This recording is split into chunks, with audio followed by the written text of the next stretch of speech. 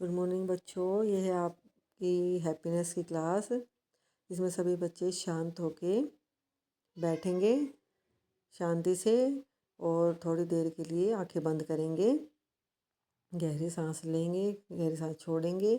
ऐसा कुछ सेकंड तक करेंगे। उसके बाद बंद आंखों से अपने आसपास की आवाज़ें सुनेंगे। फिर अपने आसपास अगर आपको कोई गंध आ रही है वो महसूस करने की कोशिश करेंगे कि वो गंध कैसी है, सुगंधित है, अच्छी है, मन को भाने वाली है या मन को नहीं भाने वाली है, महसूस करेंगे। उसके बाद आप अपनी आंखें खोलेंगे। आप ये महसूस करेंगे कि आप जहाँ बैठे हैं क्या आप के शरीर पर कोई चीज़ टच कर रही है, क्या कोई चेयर या टेबल या फर्श या कोई चादर या कोई कपड़ा आपको टच हो रहा है। फिर इसके बाद आप सभी अपने आसपास की चीज़ों पर ध्यान केंद्रित करेंगे, देखेंगे क्या क्या आपके सामने आपको दिखाई दे रहा है, कौन कौन सी चीज़ें आपको दिखाई दे रही हैं। ये सब करने के बाद अब हम आते हैं हम अपनी कल की गतिविधि के ऊपर, जिसमें हमने एक गतिविधि की थी। आज हम उससे रिलेटेड प्रश्न मैं पूछूंगी आपसे। आप उसके ऊपर अपना विचार कीजिएगा, सोचिएगा उन प्रश्नों के बारे में, उन प्रश्नों के उत्तर के बारे में सोचिएगा थोड़ी देर और मुझे जवाब दीजिएगा। और फिर हम डिस्कस भी करेंगे इस प्रश्नों के बारे में। तो अभी मैं आपको कुछ तस्वीरें दिखा रही हूँ। ये तस्वीरें हैं, देखो ये पहली तस्वीर है कमरे की। इस कमरे में देखो सामान किस तरह से बिखरा हुआ पड़ा आपको दिखाई दे रहा है। कितनी सारी चीज़ें हैं जो बिखरी हुई हैं, अपनी जगह पर नहीं हैं। तो आपको ये कमरा कैसा लग रहा है, आप सोच के बताइए कि आपको ये कमरा अच्छा लग रहा है या ख़राब। क्या आपका अपना कमरा ऐसा होना चाहिए जिसमें सारा सामान बिखरा हो। दूसरी तस्वीर मैं दिखा रही हूँ, ये स्टडी रूम की है, पढ़ने के कमरे की। देखो यहाँ पे कितने सारे पेज हैं, कॉपी हैं, बुक हैं, वो सारी बिखरी पड़ी हैं।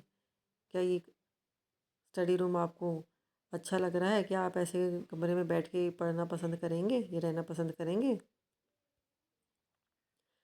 फिर ये तीसरी तस्वीर है एक रसोई घर की, यानी किचन की।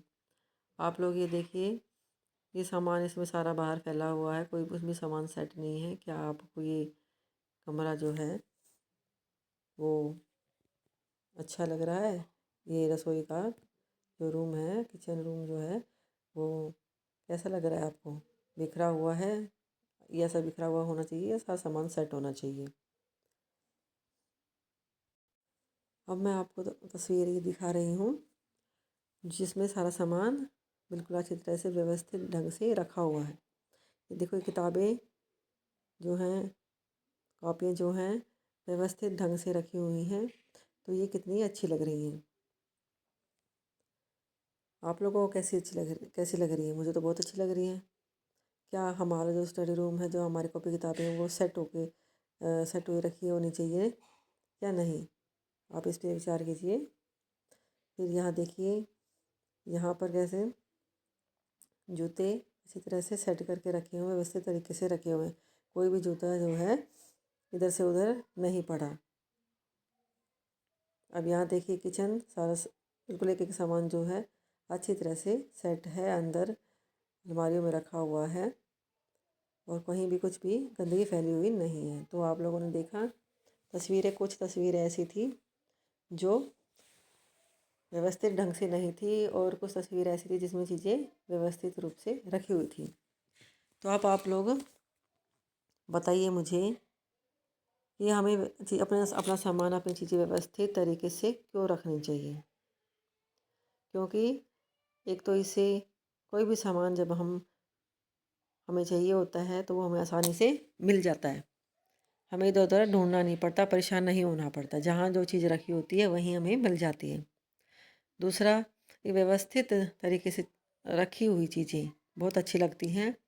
घर और कमरा बहुत सुंदर लगता है, उसमें रहने का भी मन करता है, जिससे हमारे मन को खुशी भी और शांति भी मिलती है। हाँ, ठीक है। और आप के मन में और जो भी उत्तर आ रहे हैं आप वो भी सोचकर मुझे बता सकते हैं।